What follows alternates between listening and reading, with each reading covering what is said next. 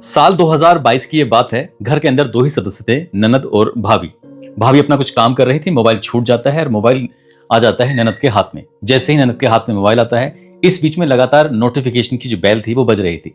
Notification की bell को वो ऑन कर देती है। देखती क्या है कि उसकी भाभी एक अनजान शख्स के साथ काफी देर से चैट कर रही है, इनकी बातचीत कर रही है। इसी बीच में जो ननद को मौका मिल जाता है, वो अपनी भाभी की उस अनजान शख्स के साथ बातचीत को पढ़ना शुरू कर देती है और इसी बीच में एंट्री हो जाती है भाभी की। और जैसी भाभी की एंट्री होती है तो यहाँ वो ननद से झगड़ा करने लगती है, कहने लगती है कि तुम्हारी हिम्मत कैसे हुई, मेरी बिना इजाजत के तुमने मेरा फोन लिया कैसे। यहाँ कहासुनी शुरू हो जाती है। उसने कहा कि मुझे पता चल गया है कि तुम किससे बातचीत कर रही थी। इतना था।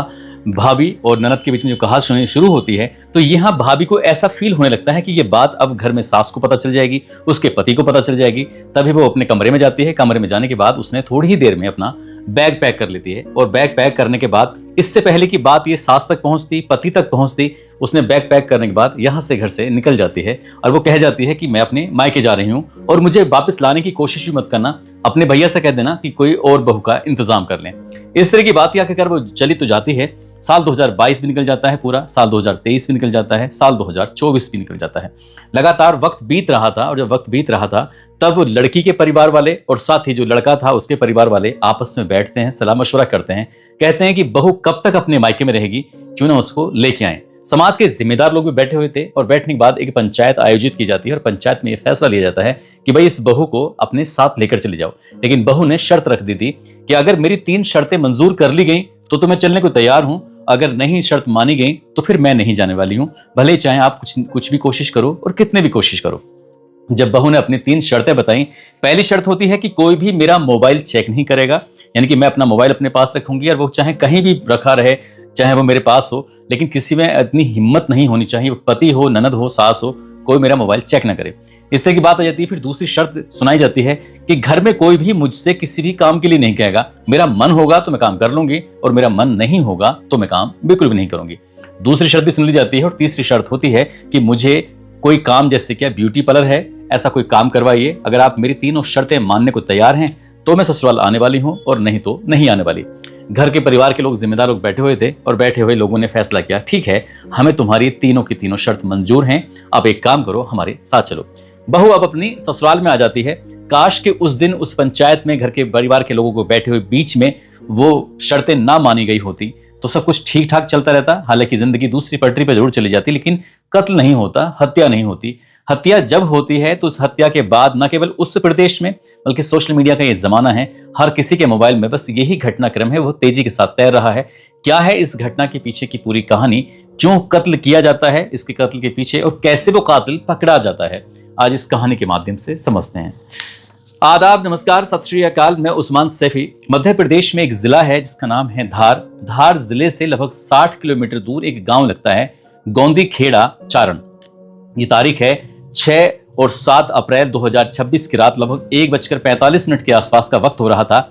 एक महिला जिसका नाम प्रियंका होता है, प्रियंका बहुत जोर जोर से चीख रही थी, चिल्ला रही थी। उसकी चीखों की आवाज जो उसकी सास है जिसका नाम लक्ष्मीबाई होता है और ननद है ज्योति, उन तक पहुंच जाती है। सास और ननद आपस में बातचीत कर रहे थे। जल्दी से एकदम से वो उठते हैं। उठने के बाद कहते हैं कि, यानी कि जो लक्ष्मीबाई होती है, सास होती है, वो कहती है अपनी बेटी से कि देख, आज तेरे भैया और तेरी भाभी का फिर से झगड़ा हो गया है और ये भी क्या झगड़ा करने का वक्त है, रात के लगभग 1:45 के आसपास का वक्त हो रहा है। जैसे ही सास ननद ने ये आवाज सुनी, चीखें सुनी, तुरंत ही वो दौड़ते हुए अपने कमरे की तरफ आती हैं, जिस कमरे में बहू और बेटा आराम से सोते हैं। उस कमरे के अंदर प्रवेश करते हैं। प्रवेश करने के बाद देखते क्या है, जो उनका बेटा है जिसका नाम है देवकृष्ण पुरोहित। देवकृष्ण पुरोहित अपने ही बेड पर औंधे मुंह पड़ा हुआ है और जो बहू को देखा जाता है तो बहू दूसरे वाले कमरे यानी कि आंगन की तरफ थी और उसके हाथ और पैर दोनों साड़ी से बंधे हुए थे और वो चीख रही थी, चिल्ला रही थी, यानी कि चलने फिरने की स्थिति में नहीं होती है। जब माँ और बेटी ने अपनी ही बहू और अपने ही बेटे को इस स्थिति में देखा तो वो समझ नहीं पा रहे थे कि आखिरकार करें तो क्या करें, हुआ है तो क्या हुआ है, क्यों ये चीख मचा रही है, क्यों बेटा औंधे मुंह पड़ा हुआ है।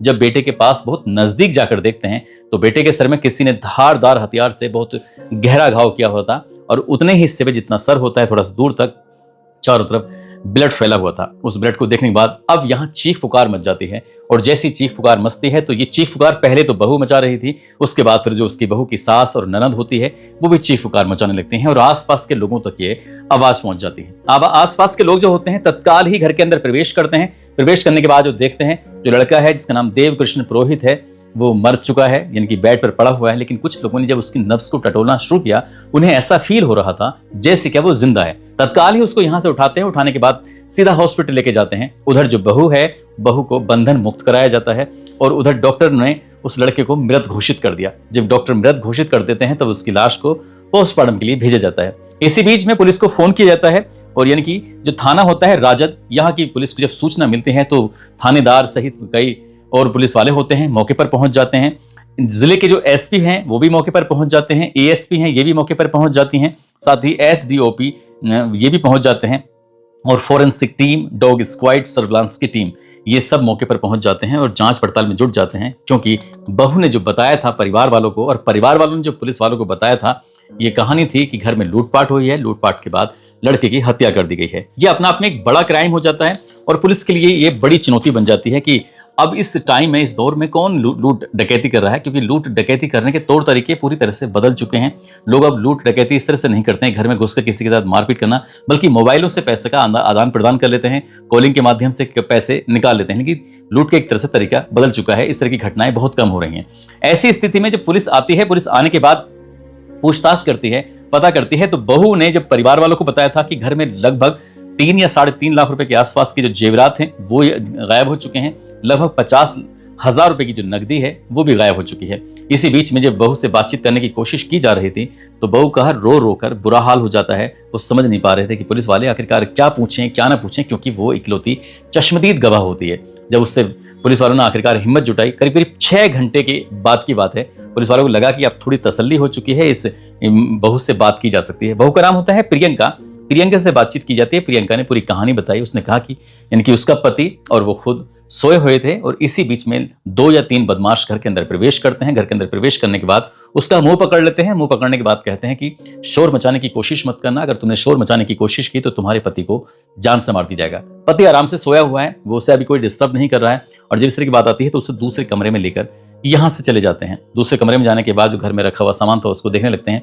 इसी बीच में फिर वो बताती है कि जो उसका पति था वो जाग जाता है और जब जाग जाता है तो वो विरोध करना शुरू कर देता है और जैसे वो विरोध कर रहा था तो बदमाशों ने उसके सर में धारदार हथियार मारा और धारदार हथियार मारने के बाद उसकी हत्या कर दी। पुलिस अब इस प्रकरण की जांच पड़ताल में जुटी हुई थी। ये पता किया जाता है कि जब इस घटना को अंजाम दिया गया था उस वक्त घर में कितने सदस्य थे जो मौके पर मौजूद थे।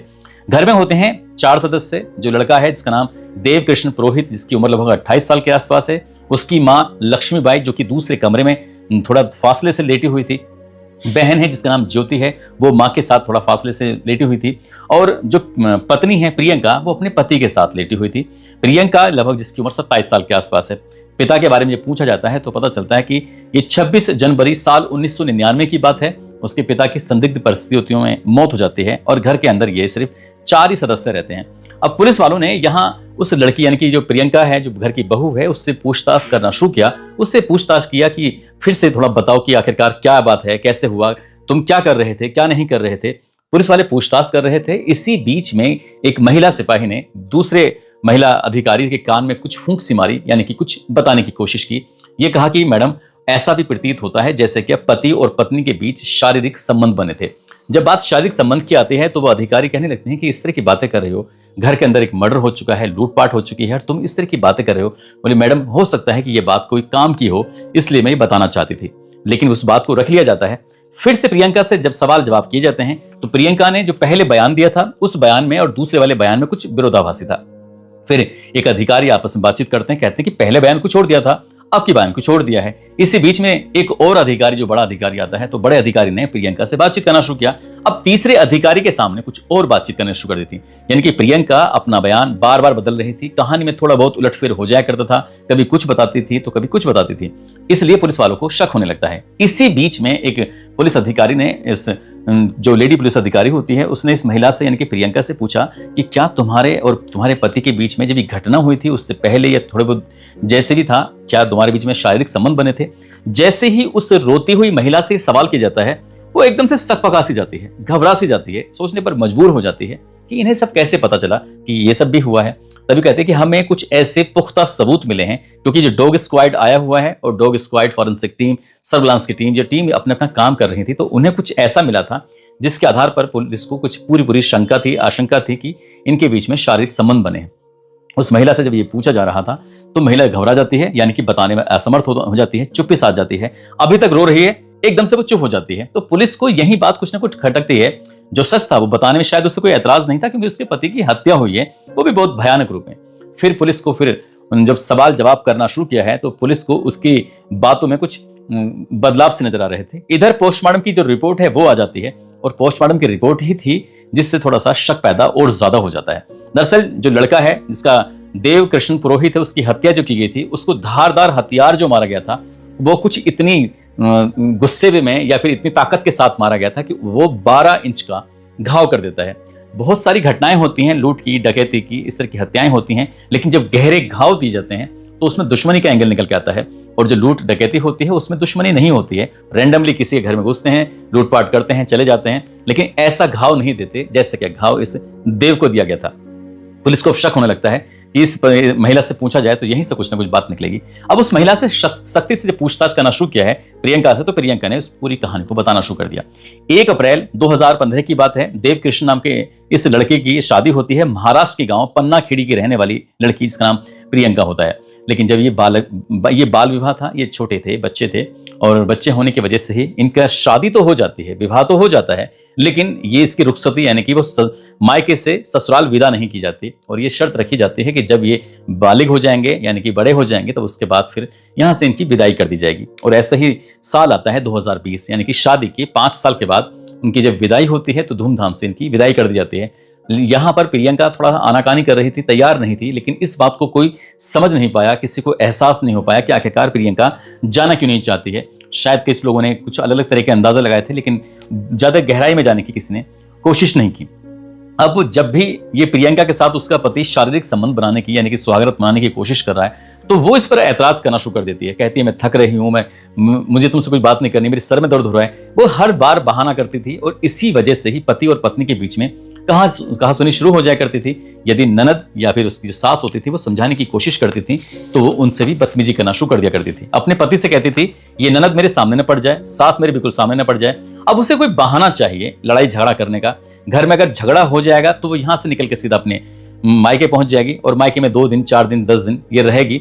मायके वाले ऐसे हैं उसको वापस ससुराल भेज देते हैं, क्योंकि मायके में रहेगी तो आसपास के लोग पूछते हैं कि तुम्हारी बेटी क्या मायके में रहने के लिए शादी की है, कि क्या क्यों वो मायके में रहती है। इसी तरह से लगातार उस पर दबाव बनता रहता है, और ये वक्त धीरे धीरे करके आगे बढ़ने लगता है। साल 2022 आता है।